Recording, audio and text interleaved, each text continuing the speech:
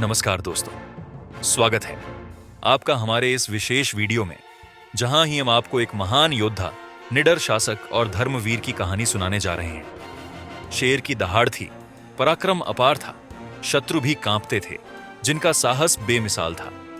हिंदवी स्वराज के रक्षक, वीर मराठों की शान, धर्मवीर संभाजी महाराज को कोटि कोटि प्रणाम। क्या आप जानते हैं कि छत्रपति संभाजी महाराज सिर्फ एक योद्धा ही नहीं, बल्कि एक महान लेखक और विचारक भी थे। उनकी कहानी बलिदान और वीरता से भरी हुई है, जो हर भारतीय को गर्व महसूस कराती है। हम इस वीडियो को कई भागों में विभाजित कर रहे हैं, जिससे आपको उनकी पूरी कहानी विस्तार से समझने को मिले। तो चलिए शुरू करते हैं उनके बचपन से। जन्म और बचपन। संभाजी महाराज का जन्म 14 मई 1657 को पुरंदर किले में हुआ। वे छत्रपति शिवाजी महाराज और उनकी पहली पत्नी सईबाई के पुत्र थे। दुर्भाग्यवश जब वे केवल 2.5 साल के थे, उनकी माता का निधन हो गया। उनका पालन पोषण उनकी दादी राजमाता जीजाबाई ने किया। जीजाबाई ने न सिर्फ उन्हें हिंदवी स्वराज के आदर्शों से अवगत कराया, बल्कि उन्हें शिक्षा, रणनीति, राजनीति और युद्ध कला में भी निपुण बनाया। संभाजी महाराज को छोटी उम्र से ही संस्कृत, मराठी, इतिहास, भूगोल, वेद, पुराण और शास्त्रों का ज्ञान प्राप्त था। राज्याभिषेक और शासन। शिवाजी महाराज के सबसे बड़े पुत्र होने के नाते संभाजी महाराज ने मराठा साम्राज्य की विरासत को आगे बढ़ाया। अप्रैल 1680 में शिवाजी महाराज के निधन के बाद सत्ता को लेकर आंतरिक कलह हुई, लेकिन अंततः 3 महीने बाद संभाजी महाराज का राज्याभिषेक हुआ। राजा बनते ही उन्होंने प्रशासनिक सुधार किए, प्रजा के कल्याण के लिए करों को कम किया, जल निकासी व्यवस्था का पुनर्निर्माण करवाया और चिकित्सा सुविधाएं निःशुल्क की। परंतु उनके शासनकाल में सबसे बड़ी चुनौती मुगल साम्राज्य से आई। 1681 में औरंगजेब के बेटे मोहम्मद अकबर ने अपने पिता के खिलाफ बगावत की और संभाजी महाराज से शरण मांगी।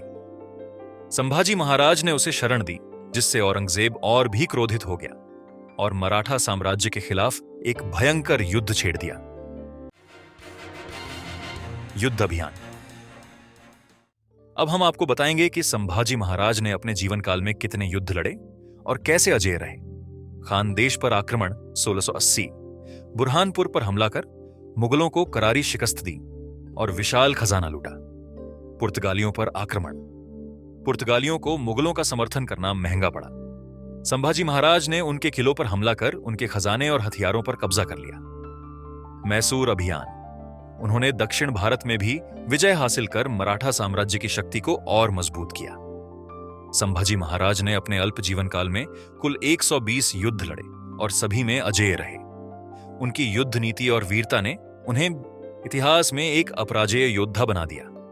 लेकिन उनकी कहानी यहीं खत्म नहीं होती। विश्वासघात और गिरफ्तारी। संभाजी महाराज के जीवन का सबसे दुखद अध्याय तब शुरू हुआ जब उनके अपने ही रिश्तेदार ने उनके साथ विश्वासघात किया। उनके बहनोई गणोजी शिर्के ने मुगलों से मिलकर उनकी गुप्त जानकारी मुगलों को दे दी। 1 फरवरी 1689 संगमेश्वर में 10,000 मुगल सैनिकों ने धोखे से उन पर हमला कर दिया। मराठा सेना ने बहादुरी से युद्ध लड़ा, लेकिन अंततः संभाजी महाराज और उनके मित्र कवि कलश को बंदी बना लिया गया। अत्याचार और बलिदान। संभाजी महाराज को औरंगजेब के सामने लाया गया, जहां उन्हें 3 शर्तें दी गईं। सभी मराठा किलों और खजाने की जानकारी दें। मुगलों के खिलाफ काम करने वाले गद्दारों के नाम बताएं। इस्लाम धर्म कबूल करें। संभाजी महाराज ने इन तीनों शर्तों को दृढ़ता से ठुकरा दिया। इसके बाद औरंगजेब ने उन्हें क्रूरतम यातनाएं दी। उनके नाखून उखाड़े गए, उंगलियां एक एक करके काटी गईं, उनकी जीभ काट दी गई, गरम सलाखों से उनकी आंखें निकाल दी गईं। अंत में उनका सिर काटकर उनके शरीर के टुकड़े तुलापुर में भीमा नदी में फेंक दिए गए। लेकिन संभाजी महाराज ने अंत तक हार नहीं मानी। उनका बलिदान व्यर्थ नहीं गया। उनकी शहादत के बाद पूरे मराठा साम्राज्य में क्रांति फैल गई। मराठों ने एकजुट होकर मुगलों के खिलाफ संघर्ष जारी रखा, जिसका परिणाम यह हुआ कि कुछ वर्षों में ही मुगल साम्राज्य का पतन हो गया। संभाजी महाराज का प्रभाव। संभाजी महाराज सिर्फ एक राजा नहीं, बल्कि एक विचारधारा थे। निडरता, राष्ट्रभक्ति और बलिदान की मिसाल। उनकी कहानी हमें यह सिखाती है कि स्वाभिमान और धर्म की रक्षा के लिए किसी भी अत्याचार के सामने झुकना नहीं चाहिए।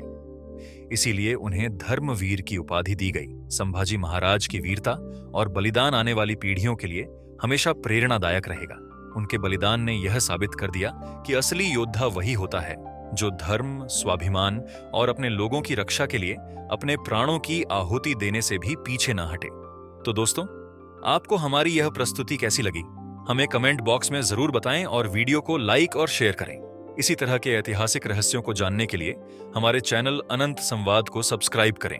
जय भवानी, जय शिवाजी, जय धर्मवीर संभाजी महाराज।